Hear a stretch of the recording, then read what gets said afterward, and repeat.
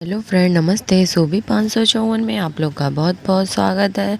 और शुरू से लास्ट तक कहानी में बने रहिए। अगर कहानी पसंद आई हो तो चैनल को लाइक कीजिए, सब्सक्राइब कीजिए बेल आइकन के साथ। मैं आपके बीच एक कहानी लेके आ रही हूँ जिसका नाम है मैं अब उनकी आंखों में पछतावा देखना चाहती हूँ। और बने रहने के लिए थैंक यू। चलिए दोस्तों, मैं सुनाती हूँ। कॉलेज का वो पहला दिन था। मुझे शुरू से ही बहुत शौक था लड़कों के साथ पढ़ने का। 10वीं तक मम्मी के कारण पापा ने गर्ल्स कॉलेज में ही पढ़ाया। अब 12वीं की पढ़ाई मुझे लड़कों के साथ करनी थी। एक अजीब सा डर था मेरे मन में सहमी हुई थी। मैं क्लास में जाने से पहले क्लास में जाते ही देखा तो थोड़ा हिम्मत आई। वहाँ भारत पाकिस्तान की तरह सरहद बनी हुई थी। लड़के एक तरफ और लड़कियां एक और। कुछ लड़कियों ने बैठने के लिए जगह दी पर मैं बेझिझक थी और उन्हें अनदेखा करके आगे की तरफ बैठ गई और पीछे पिछली सीट पे जाकर बैठ गई। मेरे लिए साइंस एक ऐसा विषय था, कितना भी कोशिश कर लूं पर समझ के परे था। बस अभी तक तोते की तरह रट्टा मारकर यहाँ तक आ गई थी और आने वाले 2 साल भी यही करना था। किसी तरह 12वीं निकल जाए। पापा की जिद थी साइंस से पढ़ूं। अब बस ये साइंस का समंदर पार करना था। 2 दिन बीत गए थे। मेरे साथ बैठने वाली लड़की ने मुझे एक लड़के की तरफ दिखाया। वो बार बार पीछे मुड़कर हमारी तरफ देख रहा था। मैंने इग्नोर किया पर 1-2 दिन तक ऐसे ही चलता रहा और तीसरे दिन तो उसने हद कर दी। वो एकदम मेरे बगल वाले बेंच पर आकर बैठ गया। फिजिक्स के सर को उसके पीछे बैठना पसंद नहीं आया। उन्होंने उसे वापस आगे बुला लिया। मेरी नई नई सहेलियां बन गई थीं। मेरी तरह उनकी भी पढ़ाई बस चल रही थी। शुरू शुरू में तो काफ़ी कंफ्यूज था कि वो हम चारों में से देखना किसको है, पर धीरे धीरे क्लियर हुआ कि वो मैं हूँ। सहेलियों ने बताया उसका नाम गौरव है और वो क्लास का सबसे तेज लड़का था। सारे टीचर उसको बहुत मानते थे। मुझे बहुत आश्चर्य हुआ कि आखिर मैं ही क्यों। क्लास में तो मेरे से लाख गुना सुंदर, पढ़ने में तेज लड़कियाँ, फिर ये मेरे पीछे क्यों पड़ा है। सोचा खुद ही पूछ लूं पर उससे बातें करने की हिम्मत ही नहीं हुई। मुझे शर्म आ रही थी उससे आंखें मिलाने में और वो एक एकटक ही मुझसे देखता रहा और मैं जब भी कोशिश करती उसकी तरफ देखूं और बस देखती रहूं पर वो मुझे तभी देखने लगा और मेरे पूरे बदन में नजरें शर्म से झुक गईं। कुछ तो ऐसा था मेरे बीच जो मुझे उसकी ओर खींच रहा था। कॉलेज गेट के पास मुझे पीछे से किसी ने आवाज़ दिया। मैं पलटकर देखी, वो गौरव था। पहली बार उसे अपने पास से देख रही थी। छोटा सा सांवला सा लड़का, छोटे छोटे बाल, काली काली बड़ी आंखों गालों में चेचक के निशान, हल्की हल्की उगती हुई दाढ़ी। मैं उसे शौहमती नज़रों से एकटक निहारती रही थी।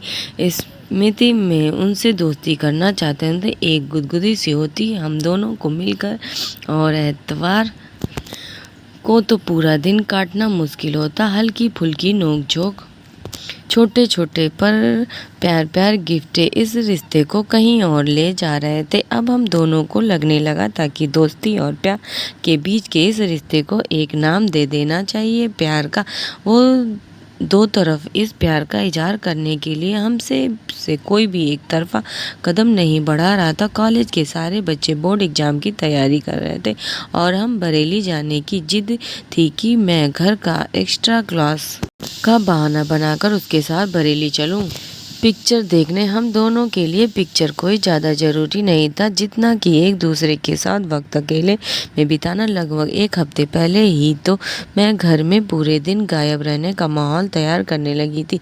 पापा से मैं कभी झूठ नहीं बोली पर वे गौरव ही था जिसके साथ बिताए जाने वाले वक्त को मैं किसी भी हाल में गंवाना नहीं चाहती थी। सब कुछ सफल रहा। हम दोनों ठीक 9 बजे बस स्टैंड पर आ गए थे। मैं गौरव का इशारा पाकर बस में बैठ गई। जब बस स्टैंड स्टार्ट हुई तो गौरव मेरे आगे वाली सीट पर आकर बैठ गया। हम दोनों का दिल जोरों से धड़क रहा।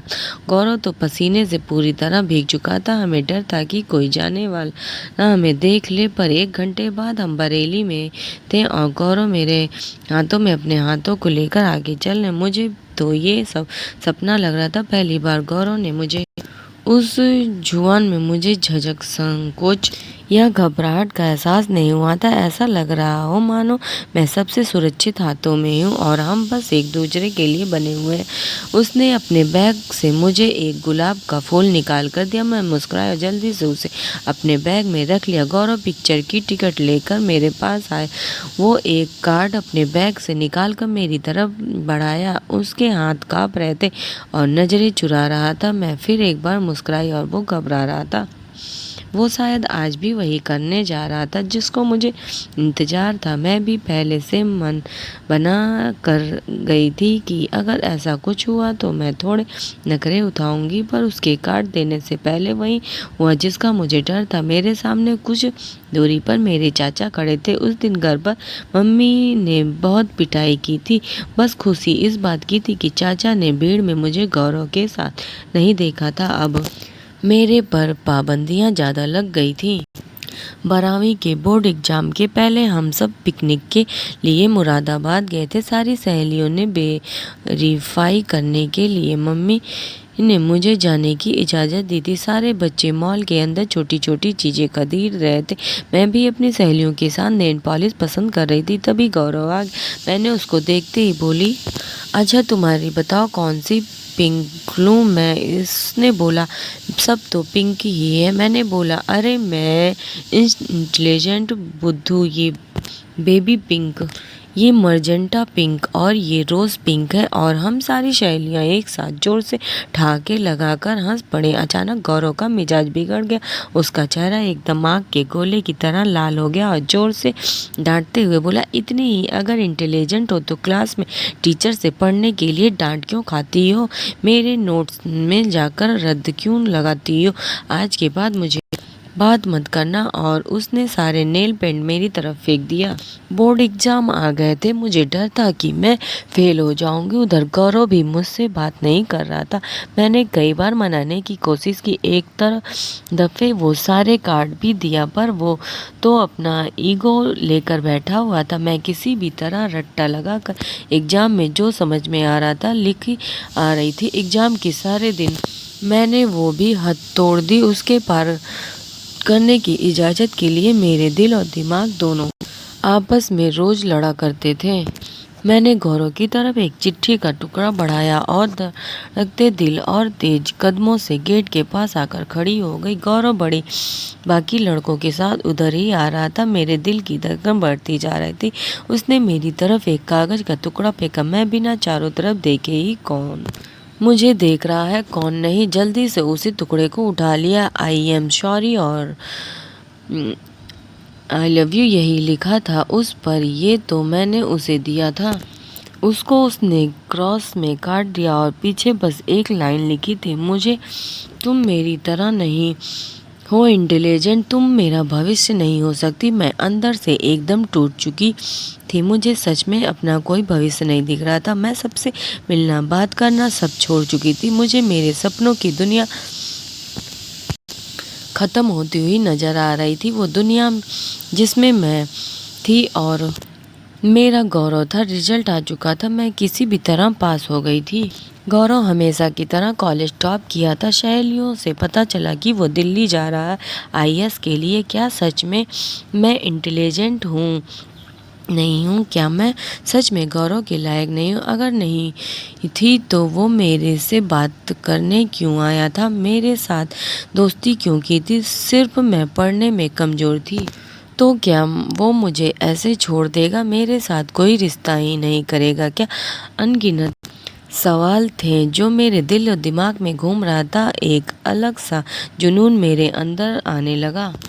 ऐसे मेरे साथ पहले कभी नहीं हुआ था। एक जिद्दी पनपने लगी थी मेरे अंदर, पढ़ने की, कोई कर गुजरने की। मैं गौरव को अब दिखाना चाहती थी कि मैं कुछ भी हूँ।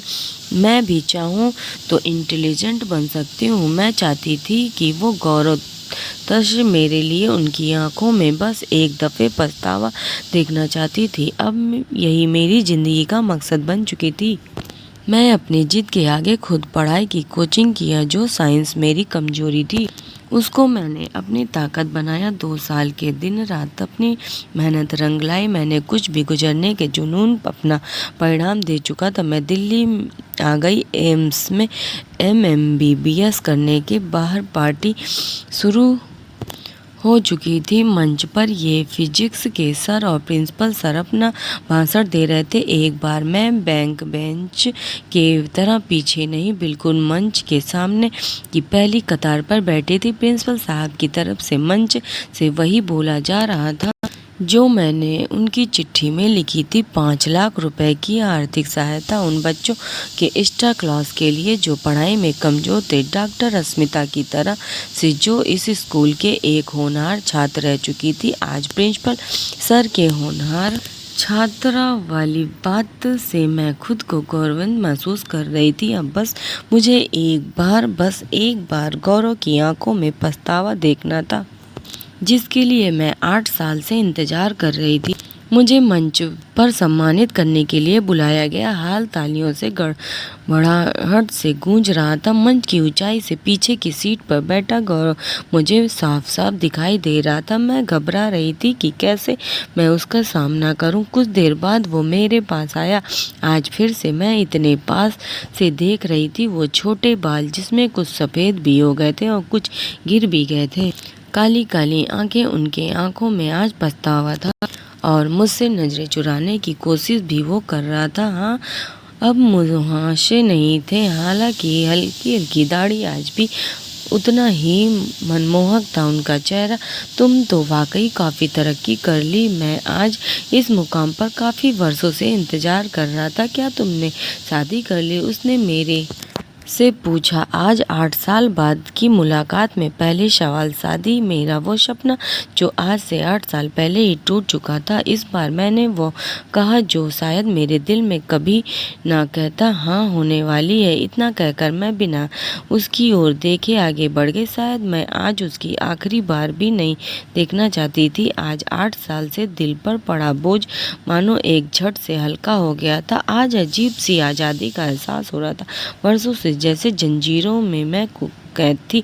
बारिश जोरों से हो रही थी, मानो कोई तूफान आया हो। वो जो कंपास में तुमने मेरा नाम बेंच पर लिखा था, वो भी मेरी जिंदगी की एक कहानी थी।